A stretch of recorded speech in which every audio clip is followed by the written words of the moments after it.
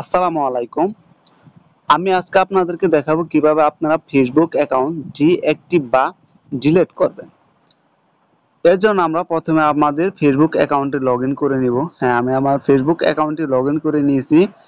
এরপর আমরা এখানে থ্রি ডট আইকন এখানে ক্লিক করব। এখানে ক্লিক করার পর নিচের দিকে যাব সেটিং অপশনে। সেটিং অপশনে ক্লিক করার পরে আমরা এখানে পার্সোনাল এন্ড অ্যাকাউন্ট ইনফরমেশন এখানে ক্লিক করব। ক্লিক করার পর অ্যাক্সেস এন্ড কন্ট্রোল এইখানে আমরা একটি ক্লিক করব এই অপশনটিতে। এই অপশনটিতে যাওয়ার পরে আমরা এখানে পেয়ে যাব ডিঅ্যাক্টিভেশন এন্ড ডিলিট। এখানে আমরা ক্লিক করব। এখানে ক্লিক করার পর আমরা এখানে দুইটি অপশন পাবো, একটি ডিঅ্যাক্টিভ একটা ডিলিট। এখন আমরা যেহেতু আমাদের অ্যাকাউন্টটা ডিঅ্যাক্টিভ করব, সেহেতু আমরা ডিঅ্যাক্টিভ সিলেক্ট করে কন্টিনিউতে ক্লিক করব। কন্টিনিউতে ক্লিক করার পরে এখানে কিছু অপশন আসবে।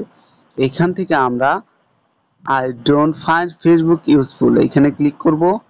এখানে কিছু লিখতে বলেছে আপনার কি কারণে আপনি আপনার ফেসবুক অ্যাকাউন্টটি ডিঅ্যাক্টিভ করবেন।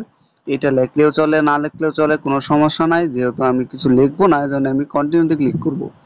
কন্টিনিউতে ক্লিক করার পরে একটি অপশন আসবে। এখান থেকে কিচ্ছু করার নাই, জাস্ট আমরা এখানে কন্টিনিউতে ক্লিক করব। কন্টিনিউতে ক্লিক করার পরে ডিঅ্যাক্টিভ মাই অ্যাকাউন্ট এখানে যদি আমরা ক্লিক করি, সাথে সাথে আমাদের অ্যাকাউন্টটি ডিঅ্যাক্টিভ হয়ে যাবে। এখানে আমরা একটি ক্লিক করলাম, দেখেন সাথে সাথে আমাদের ফেসবুক অ্যাকাউন্টটি ডিঅ্যাক্টিভ হয়ে যাবে।